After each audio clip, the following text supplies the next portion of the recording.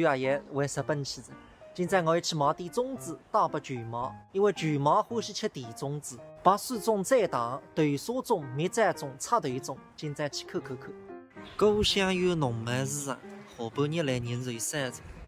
丽香粽子，里头个甜粽子买的人也蛮多，大家看看那个价钿呢哈。这个还要称呢？对，要称一下的。就是每一个重量都要达标是吧？对对对。老板娘，今天我拿那个甜粽，就是豆沙、蜜枣、赤豆各来5个吧。好的好的。这个也是买10个送1个吗？对，这个甜粽子的我们这个分量是在220克左右，肉粽子的话，它的重量是280克左右。炖赤狗，现在是不是在放气啊？对，我们一锅粽子要小火慢煮6个小时，用这个高压锅。哇，这一锅有多少个？大概在80、90个，就是蛋黄肉粽和五花肉粽一锅。你们家肉粽味道可以了，甜粽这次我们来审核一下味道怎么样啊？满载而归，电瓶车走起，一人一只甜粽，自家先上场。高主播，你吃啥个米来个？随便。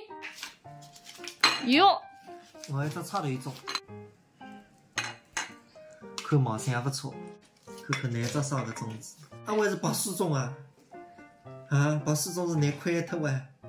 蜜枣粽，苏州人的吃法，啥个白水粽啊、插头粽啊，拌少点糖的。不晓得你到搿搭也有埃个传统。你阿爷吃，哪个再办法是埃个？糯米的插头一个比例很好，埃个甜粽子不错。哦，埃个蜜枣粽香得了。喏，哎不，还么子来着？粽子啊！嘿嘿。哎呦，上趟才刚刚吃光，你这又没帮我吃啥？那么笋子香上哪个哇？哦，笋子真的还的。就像那个粽子呢？搿地的了。哎，少个娘家。插头个、豆沙个、蜜枣个，还有白水个。我真还以为日本嘛，倒不就忘记。